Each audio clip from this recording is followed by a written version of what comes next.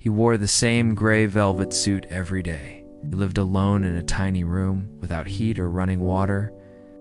He owned dozens of umbrellas, but few close friends. And yet quietly, stubbornly, Erik Satie changed the course of modern music. Erik Satie was born in 1866 in the port town of Honfleur, France. From early on, he seemed out of step with the world. He was sensitive, detached, more amused by absurdity than impressed by authority. Before embracing his iconic velvet gentleman persona, Satie was deeply drawn to esoteric movements, even founding his own church, the Metropolitan Church of Art of Jesus the Conductor. When he entered the Paris Conservatoire, his teachers dismissed him as untalented. One called him the laziest student in the school. Satie never forgot that. Paris in the late 19th century was loud with ambition. Romantic composers wrote music full of drama, suffering, and grandeur.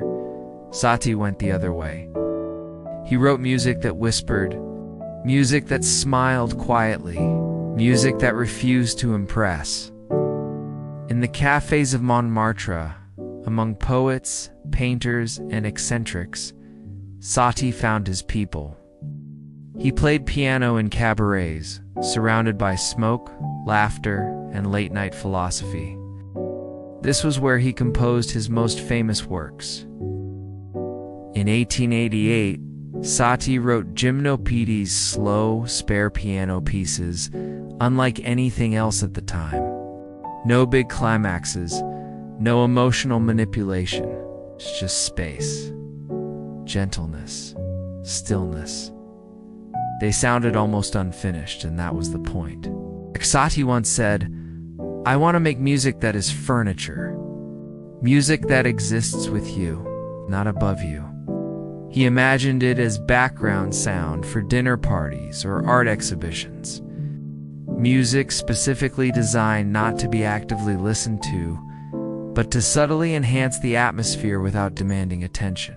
Satie rejected the idea that art had to be serious to be meaningful. He mocked pretension, titles, and academic rules. Some of his pieces came with bizarre instructions to the performer. Play like a nightingale with a toothache. Open your head, light as an egg. People laughed. But underneath the humor was something radical. Satie was stripping music of ego. While others chased greatness, Satie chased honesty.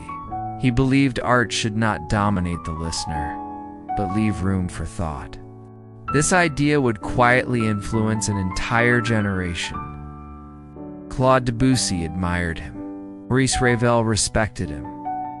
Later, composers like John Cage would see Satie as a spiritual ancestor.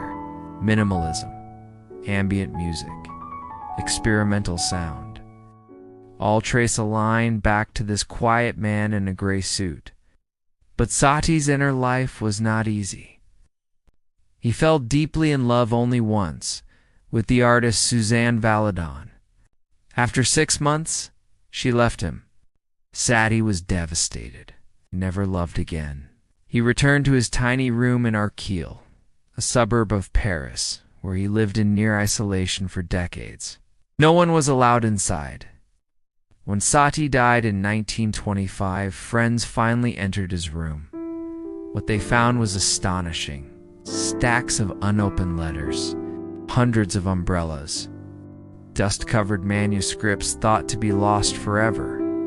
And tucked away, one on top of the other, were 2 grand pianos, their keyboards fused together. He had been composing all along, quietly, privately, without an audience. Erik Satie never tried to conquer the world, never tried to impress history. Instead, he asked a gentler question. What if art didn't shout? What if it smiled? What if it simply was? Today, his music feels strangely modern, calm in a noisy world, honest in an age of performance. Satie reminds us that depth doesn't need volume, and that sometimes the most radical act is to refuse to be serious while caring deeply. If you enjoyed this video, please consider subscribing for more stories of those who changed the world by quietly refusing to follow it.